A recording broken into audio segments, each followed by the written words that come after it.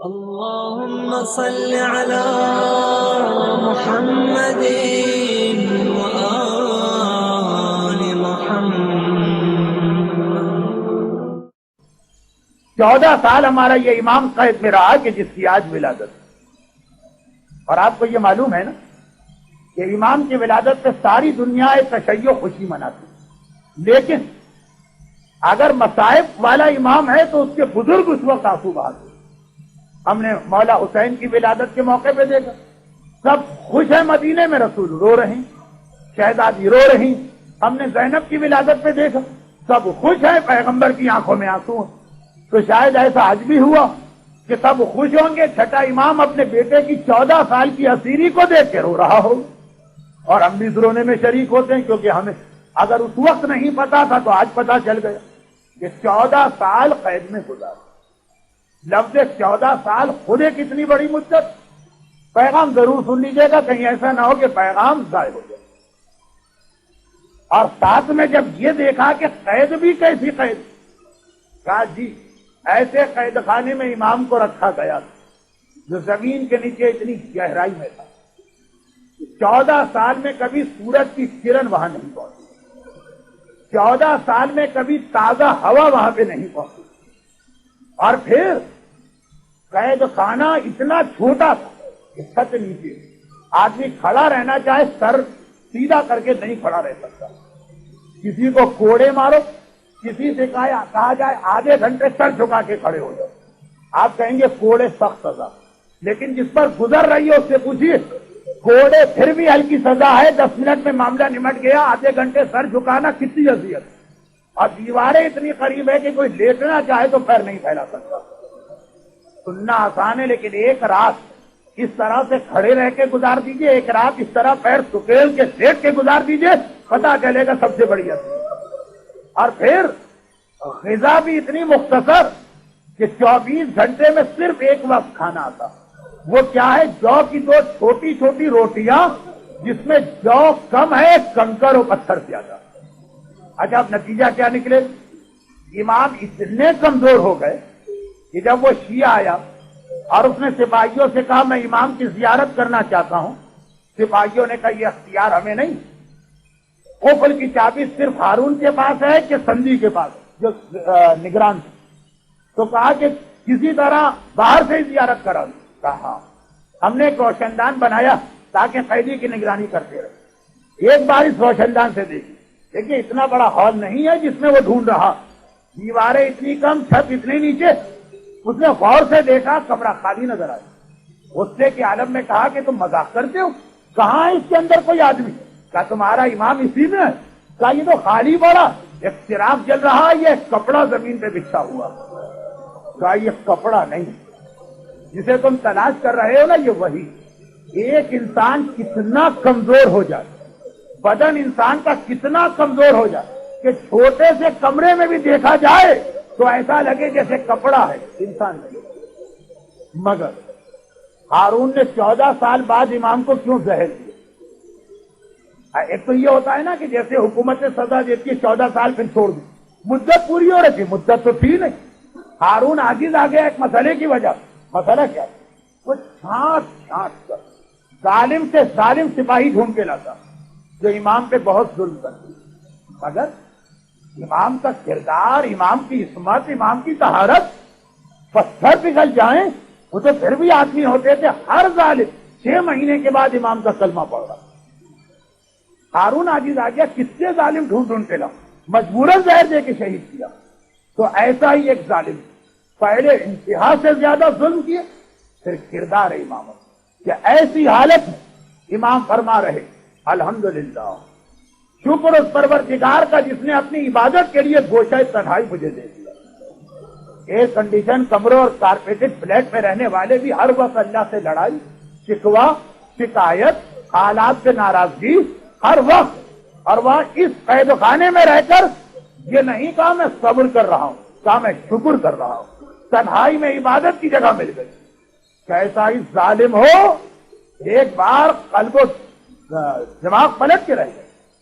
اب وہ کیا کرے؟ اتنا تو اس کا اختیار نہیں۔ ایک اختیار ہر حاکم سپاہیوں کو دیتا، عام سپاہیوں کو نہیں، کہ دیکھو اگر تمہیں اطلاع ملے کہ امام کو قید سے رہا کرانے کے لیے کچھ لوگ آ رہے ہیں، فوری طور پہ امام کو یہاں سے کہیں منتقل کر دیں. حاکم سے رابطے کی ضرورت نہیں ہے، یہ ایمرجنسی ہوتی. اس نے امام کو وہاں سے نکال کے بغداد کے ایک اچھے سے مکان میں پہنچا دیا. اب مکان بند ہے مگر ایک کمرہ، خوب ہوادار کمرہ، صحن، اس میں سورج کی روشنی آ رہی، بہترین بستر. اگلی صبح کو آیا، سلام کر کے کہنے لگا مولا اب تو آپ بڑے خوش و مطمئن ہوں گے، کاش میرے اختیار میں ہوتا تو میں اس سے بھی زیادہ آپ کو راحت دلواتا. امام نے چونک اسے دیکھا، یہ کیا کہا تو؟ مجھے راحت دلواتا؟ تو کیا تو نے کوئی راحت دلوائی ہے؟ کہا مولا اس قید خانے سے یہاں لے کے آیا. کہا اچھا ہماری محبت میں یہ کیا. اب الفاظ میرے ہیں، مفہوم امام کا. ہم تو سمجھے تھے کہ وہ مظالم سے دل نہیں بھرا تو اس سے بڑا ظلم یہ کر دیا. مولا بڑا ظلم؟ بہترین مکان، وسیع اور عریض صحن، آرام دہ کمرہ، سورج، تازہ ہوا، بستر، ہر سہولت، آپ بڑا ظلم کہہ رہے؟ کہہ رہے ہاں، یہاں آ کر مجھے اذیت ہو رہی ہے، وہاں تو میں راحت و آرام سے تھا. گھبرا گیا تھا مولا، وہاں نہ ہوا پہنچے، نہ سورج کی روشنی پہنچے، نہ غذا ڈھنگ کی، نہ کھڑے ہونے کی جگہ، نہ لیٹنے کی جگہ. کا سب کچھ تھا مگر ایک سہولت وہاں ایسی، اور یہاں ہر آرام ہے مگر ایک تکلیف یہاں ایسی کہ اس کی وجہ سے میں اس مکان پر قید خانے کو ترجیح دیتا ہوں. وہ کیا ہے؟ بغداد اس زمانے میں دنیا کا سب سے بڑا شہر ہے. کیا شان ہوگی آج پیرس اور ٹوکیو کی جو بغداد کی پُراصول ملا. اور مومن نہیں، مسلمان کی ایک عادت، جب پیسہ آتا ہے اس کو ہری ہری سوچتی ہے، پہلے اللہ کو بلاتا ہے، گانا لے کے آتا. بغداد میں گانے بجانے کا بہت رواج ہے. امام نے کہا یہاں چاروں طرف کی جو گانے کی آوازیں میرے کان میں آ رہی، اس قید خانے میں سب کچھ تھا، یہ آواز تو نہیں پہنچتی تھی. اس سے بچنے کے لیے مجھے وہ سب قبول ہے کہ بھائی یہ جو چیزوں کی حقیقت کو جانا. کہا مولا یہ آواز رکوانا تو میرے اختیار میں نہیں. تو کہا کہ پھر مجھے دوبارہ وہاں منتقل کر. ابھی اس میں باتیں بہت نکل سکتی ہے، کل کی منزل مصائب کے پہلے ایک جملہ. اے صاحب ایمان، تجھے بھی اپنے امام کو اپنے گھر میں بلانا. چنانچہ کبھی حدیث قصہ پڑھتا ہے کہ مولا آ جائیں، کبھی اٹھتے بیٹھتے یا علی مدد کہتا ہے کہ مولا آ جائیں، کبھی اپنے گھر میں عزاداری منعقد کرتا ہے کہ مولا آ جائیں، کبھی اپنے گھر میں ماحول ایسا بناتا ہے، علم رکھ دیے، تازیہ رکھ دیا، کربلا کی تصویر لگا دی، مولا آ جائے. مگر یہ سارے کام وہ کر رہا ہے کہ مولا آ جائے. اور ایک کام ایسا کر رہا ہے کہ آنے کے بعد دروازے سے کرے گا. پیغمبر کی اس بیوی کے حالات کو یاد رکھیے، رسول آ گئے دروازے تک، جملہ سنا اور چلے گئے. اور وہ یہ کہ تو نے اپنے گھر دوسری جانب ایسا بنا دیا کہ اگر یہ جملہ امام مامون کے بارے میں، ہارون کے بارے میں کہے اور یہی جملہ ہمارے بارے میں بھی پھر اترے تو اس سے بڑی ہمارے لیے قیامت کھل جائے. مولا نے کیا کہا؟ یہ گانے کی آواز سے بچنے کے لیے مجھے ہارون کا قید خانہ پسند ہے. مولا ہمارا گھر کی اور کہے کہ اس گھر کے اندر جو گانے کی آواز، اس سے تو ہارون کا قید خانہ بہتر ہے. اے صاحب ایمان، وہ ایمان کہاں گیا کہ امام مومن کے گھر پہ ظالم کے قید خانے کو ترجیح دینے لگے. یقیناً جان بوجھ کے ہمارے ہاں یہ غلطی نہیں ہوتی. کوئی سمجھ کے لوگ یہ غلطی نہیں کرتے. انہیں یہ نہیں معلوم ہے کہ امام اس سے ناراض ہیں یا تکلیف ہوتی ہے. ناراض میں نہیں کہتا، تکلیف ہوتی ہے، نہیں معلوم. ورنہ کیسے ممکن ہے کہ اس مومن بچے کو پتا چلے، اس مومن بچی کو پتا چلے، اس نوجوان کو پتا چلے، اس خاتون کو پتا چلے کہ میرے گھر میں امام اذیت محسوس کر رہا ہے اور وہ ایسی چیز اپنے گھر میں رہنے دے. لائی لیکن کیسا شیطان نے ہمیں اس عورت کی طرح سے چکر میں ڈالا کہ تڑپ رہے ہیں مولا آ جائیں. جب ہمارے گھر میں امام نہیں آ رہے، اس دنیا میں ہماری الجل کی دعا سے کیا اثر قبول کرے؟ اپنے گھر کو بناؤ ایسا، پھر الجل کہو میں آ رہا ہوں. اس کے لیے تیار نہیں، باقی وضاحت ہوتا ہے. البتہ اے میرے مظلوم امام، آپ بڑی مظلومیت اور مصیبتوں کے 14 سال گزارے، لیکن اے میرے امام، پروردگار اتنا بڑا امتحان لینے کے بعد قید، تہہ خانہ، نہ غذا، आराम, इतना बड़ा इम्तिहान लेने के बाद एक आखिरी इम्तिहान ऐसा जिससे आपको मुस्तस्ना हो। हमें पता कि अगर खुदा वो इम्तिहान लेता, वो इम्तिहान भी दे दे, लेकिन परवरदिगार ने कहा ये इम्तिहान तो इस कायनात में मुझे फकत हुसैन का दे। और आए हमारे सातवें इमाम, जब आप दुनिया से गए तो सब आपके वारिस आठवें इमाम को पूरा देने को। आठवें इमाम से भी यही जुमला कि आपने अपने बाबा पे सारे मसाइल किए, मगर एक इम्तिहान खुदा ने आपका न दिया, मगर ये आपके दादा सैयदुस्तालिबीन का दिया गया। हारून ने हुक्म जारी कर दिया कि 25 रजब को इमाम को जहर दे के शहीद करके फिर इमाम के लाशे को बगदाद के पुल पे रखे और रात के अंधेरे में रखना।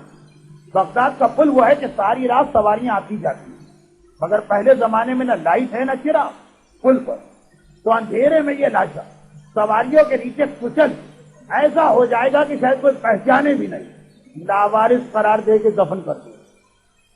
परवरदिगार ने कहा ये सातवां इमाम भूख और प्यास का इम्तिहान लिया, कैद का इम्तिहान लिया, गुर्बत का इम्तिहान लिया, घर वाले मदीने में इमाम बगदाद, मगर लाशे की पामाली का इम्तिहान नहीं लूंगा।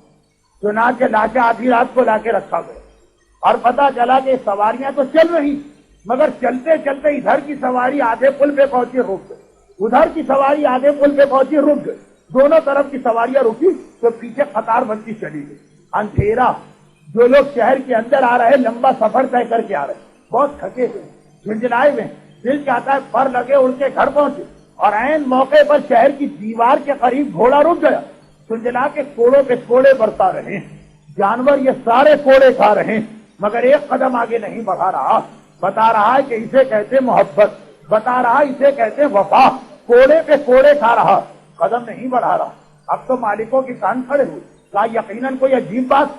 चुनाचे दोनों तरफ से लोग उतरने लगे सवारियों से, आगे बढ़े, ऐन पुल के दरमियान पहुंचे तो देखा कि एक सैयद का लाशा पड़ा, एक मजलूम का लाशा पड़ा, एक कैदी का लाशा पड़ा, जिसके एहतराम में घोड़े भी कदम आगे नहीं बढ़ा रहे। चुनाचे अब जो लोग गिरिया मातम करते हुए इस लाशे पे गिरे और इसे उठा के बगदाद ले चले।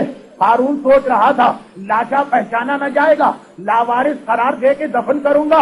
इतना एहतराम इस लाशे का हुआ कि सारा बगदाद रोता हुआ घरों से निकल आया। ऐ सैयद बेगुनाह, ऐ मजलूम वारिसे रसूल, हम तेरे जनाजे को कंधा दे रहे। सातवें इमाम, हर इम्तिहान आपका लिया गया, मगर लाशे को बचा लिया गया। अब एक मर्तबा चले मैदान करबला में, सारा घराना मारा जा चुका है। ज़ैनब खेमे में अपने बच्चों को और सैलानियों को तैयार कर रही। एक मर्तबा कान में घोड़े दौड़ने की आवाज आई, अम्मा फिजा, मेरा भैया तो मारा गया, अब ये घोड़े क्यों दौड़ रहे, जरा देख के आना। फिजा बाहर गई, अजीब मंजर देखा।